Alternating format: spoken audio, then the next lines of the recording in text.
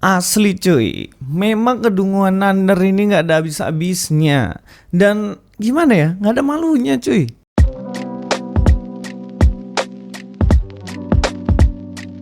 Assalamualaikum, selamat datang kembali di channel ini. Kali ini saya akan membahas kembali soal Nandar. Udah lama banget saya nggak bahas soal Nandar. Kayaknya sepi-sepi aja tuh anak.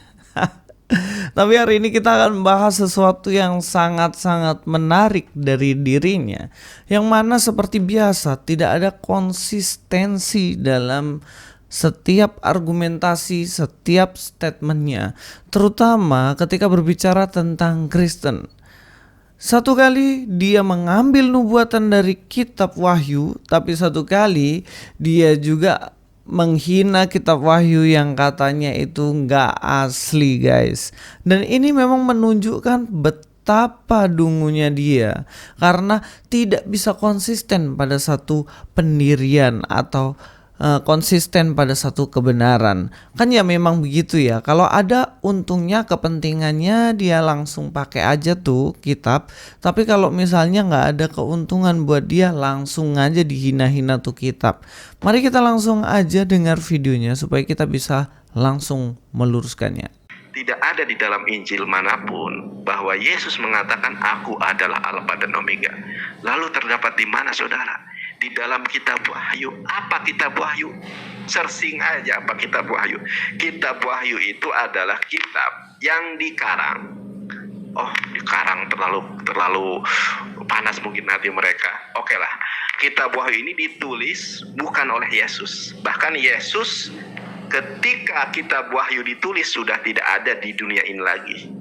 Kitab Wahyu itu ditulis oleh Yohanes di Pulau Patmos dalam masa pengasingan. Lalu bagaimana kita percaya bahwa itu ucapan Yesus, orang Yesus yang sudah tidak ada, dan itu karangan tulisan oleh si Yohanes, di mana kitab Wahyu ini adalah salah satu-satunya kitab yang terdapat di dalam Bible yang kemudian susah untuk dipahami. Oke, sampai di sini paham ya? Ada beberapa poin yang kita bisa lihat dari Nandar. Yang pertama, katanya tidak ada satu statement yang dikatakan oleh Yesus bahwa dirinya adalah Alfa dan Omega. Nah, yang kedua, dikatakan bagaimana sebenarnya kitab Wahyu itu bukan ditulis oleh Yesus, tapi dikarang oleh Yohanes di Pulau Patmos dalam masa pengasingan. Kita lihat bagaimana dia sebenarnya mengerti bahwa ini bukan ditulis oleh Yesus. Ya jelas, gak mungkin ini ditulis Yesus, karena kitab Wahyu itu ditulis sekitaran tahun 100. Yesus sudah naik ke surga, iya kan? Dan itu ditulis memang oleh Yohanes di Pulau Patmos. Tapi apakah hal ini menunjukkan bahwa kitab Wahyu ini adalah kitab yang menulis tentang Yesus dan tidak ada statement atau perkataan dari Yesus? Bahkan dia mengatakan bagaimana kitab ini tidak gampang untuk dimengerti. Kita langsung aja ke ayatnya ya. Dalam Wahyu 1 ayat 1 dikatakan di sini, inilah wahyu Yesus Kristus yang dikaruniakan Allah kepadanya supaya ditunjukkannya kepada hamba-hambanya apa yang harus segera terjadi. Dan oleh malaikatnya yang diutusnya ia telah menyatakannya kepada hambanya Yohanes. Jadi kitab Wahyu ini adalah wahyu yang diberikan oleh Yesus kepada yang namanya Yohanes muridnya. Jadi bukan Yesus mengatakan secara langsung ketika dia masih dalam kondisi fisik atau tubuhnya mengatakannya kepada Yohanes, tetapi dalam kondisi di mana Yesus ini telah mewahyukan. Dia berbicara di dalam pewahyuan yang diwahyukan kepada Yohanes ini. Paham ya sampai sini ya? Dan yang diwahyukan Yesus ini adalah sesuatu yang akan terjadi suatu saat nanti. Yohanes telah bersaksi tentang firman Allah dan tentang kesaksian yang diberikan oleh Yesus Kristus, yaitu segala sesuatu yang telah dilihatnya. Berbahagialah ia yang membaca dan mereka yang mendengarkan kata-kata nubuat ini dan yang menuruti apa yang tertulis dalamnya, sebab waktunya sudah dekat. Berbahagia setiap orang yang percaya kepada tulisan Yohanes ini, karena ini berisi wahyu yang diberikan oleh Yesus Kristus kepada Yohanes. Dari Yohanes kepada ketujuh jemaat di Asia Kecil, kasih karunia dan damai sejahtera menyertai kamu dari Dia yang ada dan yang sudah ada dan yang akan datang, dan dari ketujuh roh yang ada di tatanya. Kita lanjut ya. Dan dari Yesus Kristus, saksi yang setia, yang pertama bangkit dari antara orang mati, yang berkuasa atas raja-raja di bumi, bagi Dia yang mengasihi kita dan yang telah melepaskan kita dari dosa kita oleh darahnya. Sekali lagi diulang di sini, dan dari Yesus Kristus yang memberi kesaksian, yang artinya menyatakan wahyu ini kepada Yohanes. Dia 7, lihatlah ia datang dengan awan-awan dan setiap mata akan melihat dia, juga mereka yang telah menikam dia, dan semua bangsa di bumi akan meratapi dia. Ya amin.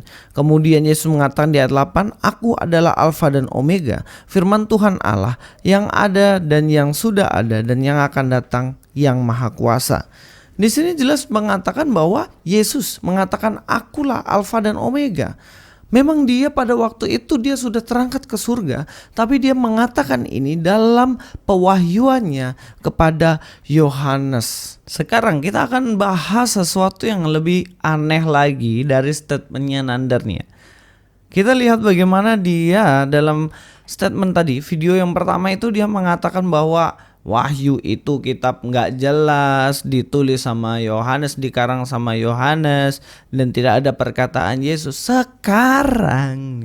Sekarang bos Nandar ini dia kutip ayat ini untuk menunjukkan bagaimana wahyu menubuatkan tentang nabinya Nandar. Konyol nggak cuy?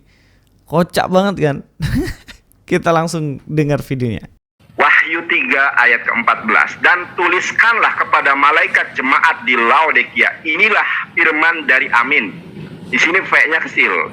Firman dari Amin, ya, saksi yang setia dan benar.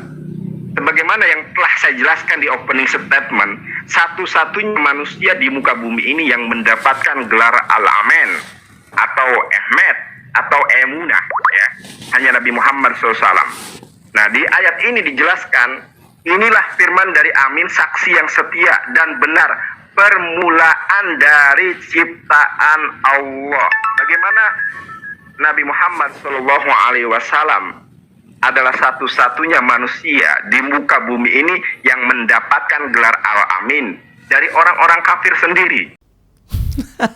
Tuh kan, dia kutip kitab Wahyu untuk menubuatkan nabinya katanya.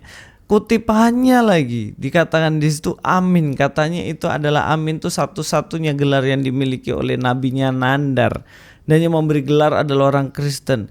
Dar kapan Kristen memahami ayat ini sebagai petunjuk tentang datangnya nabinya Nandar? Pernah nggak? Ada nggak teman-teman dengar di gereja ada khotbah tentang ini, tentang nubuatan nabinya dari kitab Wahyu? Nggak ada gitu loh. Kita langsung cek ayatnya ya. Dikatakan, dan tuliskanlah kepada malaikat jemaat di Laodikia. Ini ditulis tahun 100, pewahyuan kepada Yohanes ini sekitar tahun 100, di mana Yesus tadi kan yang menubuatkan atau yang mewahyukan tadi di pasal pertama siapa? Yesus kan. Yesus mengatakan kepada Yohanes untuk menulis kepada jemaat Laodikia. Apakah di situ ada Muhammad atau nabinya Nandar? Enggak ada kan? Dan tuliskanlah kepada malaikat jemaat di Laodikia. Apakah ini yang menyuruh adalah nabinya Nandar? Enggak kan? Yang menyuruh siapa? Yesus. Inilah firman dari Amin. Firman dari Amin. Apakah firman ini dari nabinya Nandar ataukah firman ini dari Yesus? Menurut kalian yang mana? Dari siapa? Kalau bagi saya ya dari Yesus, bukan dari nabinya Nandar. Karena nabinya Nandar pada waktu itu belum hidup. Nah, 500 tahun setelah tulisan ini ada baru lahir kan dia tuh, dari itu baru lahir kan. Gak mungkin pada waktu Yohanes ada tahun 100 nabinya Nandar datang dan memberi wahyu kepada Yohanes. Gak mungkin. Tetapi yang berfirman di sini adalah ya Yesus. Apakah nabinya Nandar bisa berfirman seperti Allah? Kan gak bisa. Yesus yang adalah Allah bisa berfirman dan berfirman kepada Yohanes. Saksi yang setia dan benar, permulaan dari ciptaan Allah. Aku tahu segala pekerjaanmu, engkau tidak dingin dan tidak panas. Alangkah baiknya jika engkau dingin atau panas. Dari sini aja udah jelas bahwa ini bukan untuk nabinya Nandar. Apakah yang dikatakan amin itu adalah nabinya Nandar? Enggak lah. Yesus itu disebut sebagai ya dan amin di dalam Alkitab, bahwa Yesus adalah jalan, kebenaran, dan hidup. Dia adalah kebenaran. Dia adalah amin itu sendiri. Dia yang adalah tidak ada kesalahan di dalamnya. Tapi di sini di Nandar klaim bahwa kitab Wahyu ini bernubuat tentang dia. Wah. Bernubuat itu bukan dari amin, akan datang amin, harusnya gitu dong. Kayak ayat ini kan, harusnya dia mengatakan, dan tuliskanlah kepada malaikat jemaat di Laodikia, inilah firman tentang amin, suatu saat akan datang. Itu boleh. Tapi ini kan, inilah firman dari amin. Berarti bukan menubuatkan, tapi berasal dari amin. Ya mudah-mudahan makin cerdas lah Mas Nandar. Jangan terus-terus mempertontonkan kedunguan macam-macam itu. Konyol kalinya itu. Please deh. Belajar katanya, belajar baik-baik. Ibrani katanya ngakunya. Ya jatuhnya cuman kayak gini. Sampai ketemu di video selanjutnya ya guys. Terus carilah kebenaran. Jangan baperan mulu, nggak ketemu kebenaran kalau cuman baper mulu kerjaannya. Sampai jumpa sekali lagi dari saya Luis Prasetyo. God be with you all.